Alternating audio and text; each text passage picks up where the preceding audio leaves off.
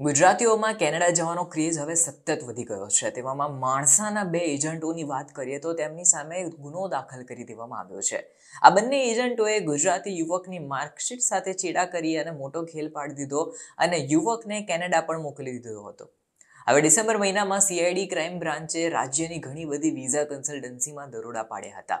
અહીંથી તેમને ખોટા દસ્તાવેજો બનાવીને લોકોને વિદેશ મોકલવા, કેનેડા, અમેરિકા મોકલવાની કરતૂતો જે કરતા હતા તેવા એજન્ટોને દબોચી લીધા હતા. આ દરમિયાન માણસાના બે એજન્ટોએ ખોટી માર્કશીટ બનાવીને ગાંધીનગરના યુવકને કેનેડા મોકલી દીધો હતો.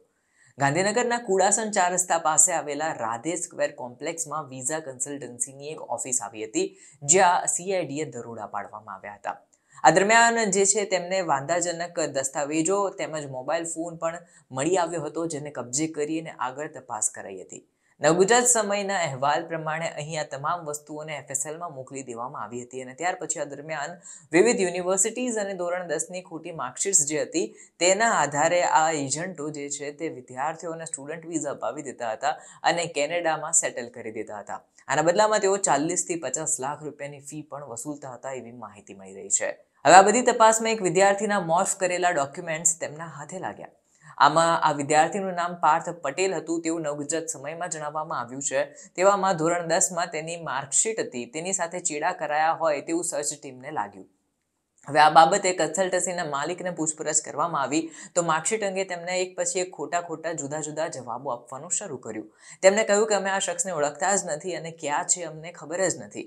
એજન્ટોએ વધુમાં કહી દીધું કે આ બધું અમે નથી કર્યું, આ તો ક્યાંક મોબાઈલમાં વાયરલ થયેલા ડોક્યુમેન્ટ્સ હશે, એ અમને મળી ગયા છે. જોકે ત્યાર પછી પોલીસે આ માર્કશીટ અને અન્ય કોલેજની માર્કશીટ્સની ખરાઈ કરવા માટે પણ ગુજરાત યુનિવર્સિટીમાં પાર્થની કોલેજમાં જે છે તે ક્રોસ વેરિફિકેશન કરવાનું શરૂ કર્યું. આ દરમિયાન તેમને પાર્થ પટેલનું સરનામું મળી ગયું અને ત્યાર પછી એડ્રેસ ઉપર જઈ અને તેમને પૂછપરછ શરૂ કરી દીધી હતી. નવગુજરાત સમયના અહેવાલ પ્રમાણે જોઈએ તો પાર્થ ઉચ્ચ અભ્યાસ માટે કેનેડા ગયો છે અને હવે તપાસ એજન્સીને વિગતો એવી મળી રહી છે અને તેમને એવી શંકા ગઈ છે કે તેને મોર્ફ કરેલા ડોક્યુમેન્ટ્સના આધારે આ જે એજન્ટો જે છે, માણસાના બે એજન્ટો, તેમને વિદેશમાં મોકલી દીધો છે. આના ફાઇલની વધારે તપાસ કરવામાં આવી તો સામે આવ્યું કે સ્ટુડન્ટ એડમિશન ફાઇલનું કામ રાજેન્દ્રભાઈ પટેલ કરીને એક વ્યક્તિ હતા જે એમને કરી આપ્યું હતું. આના માટે તેમને 40 લાખ રૂપિયાની જંગી રકમ આ યુવક પાસેથી પડાવી લીધી હતી. તેમણે શ્રીજી ઓવરસીઝ ઓફિસમાં આ ફાઇલ તૈયાર કરાવી હોવાની પણ માહિતી મળી રહી છે અને આના દ્વારા જ પાર્થ જે હતો તે કેનેડા પહોંચી ગયો હતો અને હવે આ દરમિયાન રાજેન્દ્ર અને પ્રતિકે કેનેડા સ્ટુડન્ટ વિઝા માટે પાર્થ પટેલની માર્કશીટ સાથે ચેડા કર્યા હતા એવી માહિતી મળી રહી છે. હવે મોર્ફ કરીને તેને કેનેડા મોકલી દેવાની માહિતીની સાથોસાથ હવે અત્યારે આના પગલે સીઆઈડી ક્રાઇમ બ્રાન્ચે વધારે બંને શખ્સો વિરુદ્ધ ફરિયાદ નોંધી છે અને આગળ તપાસ શરૂ કરી દીધી છે.